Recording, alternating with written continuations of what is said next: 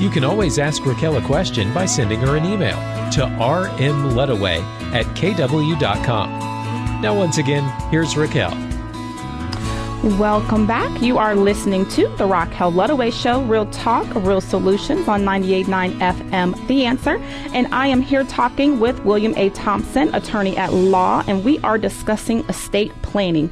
We've had some really great information already provided. So if you have any questions, feel free to give me a call at 614-886-7780. Or if you would like to have us answer a question for you on the show, feel free to send me an email at rmludaway@kw.com, and we will be happy to get those questions answered for you. So we're going to continue our conversation about estate planning. And Bill, tell me, what exactly does estate plan include? Right. Well, there are multiple documents for an estate plan, because remember, we're not only planning for death, we're planning for life as well. And I actually say I think the will is the least important of the documents you have. Not that you shouldn't have one. Everyone should have a last will and testament. But remember, if we do it right, and we make sure all of your assets are not subject to probate, either because they're joint with right of survivorship or designated payable on death to named beneficiaries, then we won't even have to open the will when you pass away. I think most people should have the documents they need for while they're living. For example, everyone, as soon as they reach age 18, I don't care how old you are or what shape you're in, should have a health care power of attorney. And this is where you name who you want to handle your medical decisions for you in the event you become incapacitated, in the event that you can't make your own medical decision. And I usually recommend that you have a first choice as a healthcare decision maker and a backup. Let's say that husband and wife name each other as a healthcare power of attorney, and they're both in the same car crash together. Mm-hmm. Neither one can talk for the other. Well, have a backup, somebody that you trust who understands your medical desires. And this includes everything from your healthcare power of attorney can decide whether to give you an aspirin or not, to start an IV or not, to do surgery or not. And then there's a second type of power of attorney called a financial power of attorney. It's a durable general financial power of attorney. It's called a general power of attorney because you give your attorney, in fact, it's called the right to make any financial decision for you, including buy a car, sell a car. I always like to use the example of one time my wife and I refinanced our mortgage, and I couldn't come to the closing. I was in court. I just couldn't come. My wife has my financial power of attorney. She actually went to the mortgage company and signed all the documents.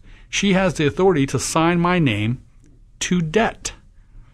That's some kind of power. Well, you got to trust him. You do have. This ought to be somebody that you trust. Right. And I was going up Morris Road a couple years ago, and Sue needed a new car. I stopped in and bought her a new car. And in her name. The car is titled in her name. Okay. But the loan's also in her name too. I asked her, "Do you like the car?" Yes. Well, it's going to cost you $189 a month. That is somebody that you have to trust. And you can give a power of attorney today to someone, like I've already given the authority to my wife today, even though I'm not incompetent. She could transact business for me. Mm-hmm. Or we have what are called springing power of attorneys, which says this person shall only have the power to transact my financial affairs in the event I become incompetent. Okay. And a lot of seniors prefer that. They don't want to give someone the authority today. Either way, you should have one of those, because if you don't have a power of attorney and something happens to you, you become incompetent, then we have to go to probate court. This is while you're alive. Right. And we have a guardianship appointed over you. And the court says who the guardian will be. We try to make it somebody, a family member, but the court has final authority. The court could appoint an attorney of its choosing, for example. I'm guardian for people sometimes I have never met. Right. Because the court appoints me to handle their affairs. And the duty of a guardian, while you're alive, seizes your assets, holds on to them, invests them pursuant to the supervision of the court, and can't spend a dime of your money without prior court approval. Mm-hmm. And they have to account to the court every year for every penny they've made and every penny they spend, and it has to balance to the penny. And this just involves, let's face it, makes a whole bunch of attorneys rich. Right. So you can avoid all that with a simple, durable general power of attorney. And there's the durable part. The durable power of attorney says, in the event I become incompetent, My power of attorney shall continue in this person. I give this person the authority to act on my behalf, and you can avoid probate court entanglement while you're alive through guardianships. You know, I never even thought of this, and I'm sure many people haven't as well. But I mean, this is really important. And I was just thinking while you were saying that, like, what if something happened to me and I'm in the hospital, so I'm not dead, I'm still living, but, you know, who's going to be able to manage my finances? Who's going to pay my daughter's college bill? And who's going to do this or do that? Because I do all those things right now. Yeah, that's a very good concern, and most people don't think of that. I'll get phone calls from people all the time, and it's more often than you think. I need a power of attorney for my father. Mm-hmm. Why? Well, and I'll say, well, when can he come in and sign? Oh, he's over at Riverside right now in a coma. Too late. Right. We had to do it while he was competent. So that's why I say everybody, as soon as they reach age 18, they should have their children. They should have a power of attorney for health, a power of attorney for finances, a last will and testament, of course, but again, hopefully we won't have to use it.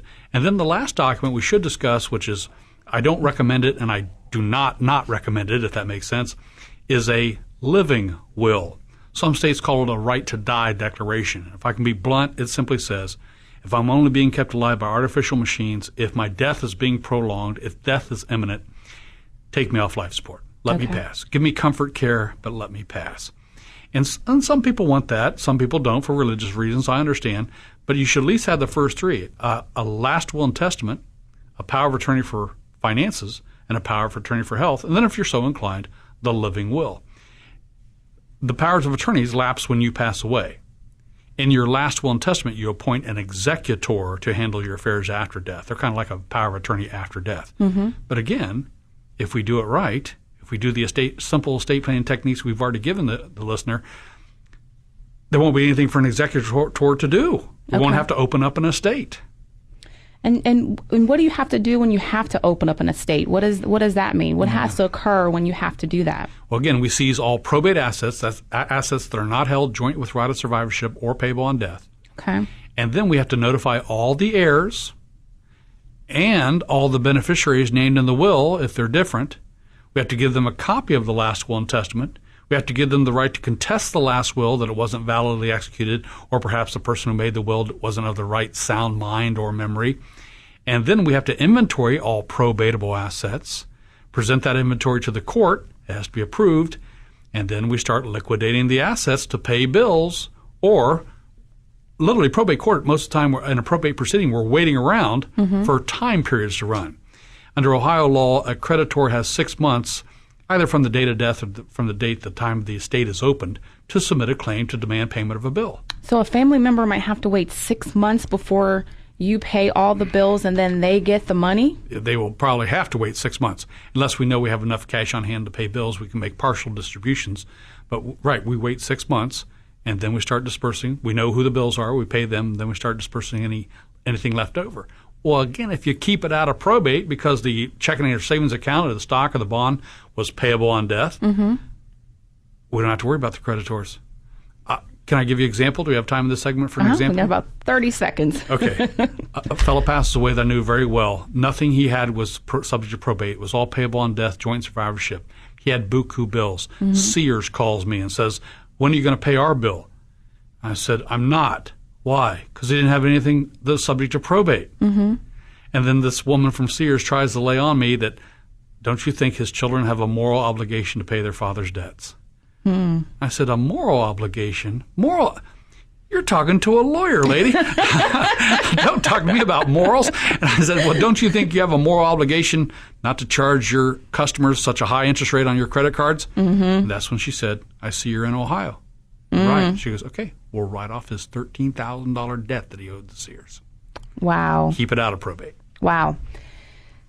That is some great information. So you're listening to the Racquel Ludaway Show, Real Talk, Real Solutions on 98.9 FM, The Answer. And if you would like more information about the topic discussed on the show today, or you're in the market to buy, sell, or refinance a home, call me at 614-886-7780. That's 614-886-7780. And as your local real estate expert, I am available to help you with all of your real estate needs, or I'd be happy to connect you with the expert on the show today. Just give me a call at 614-886-7780, and we will be right back.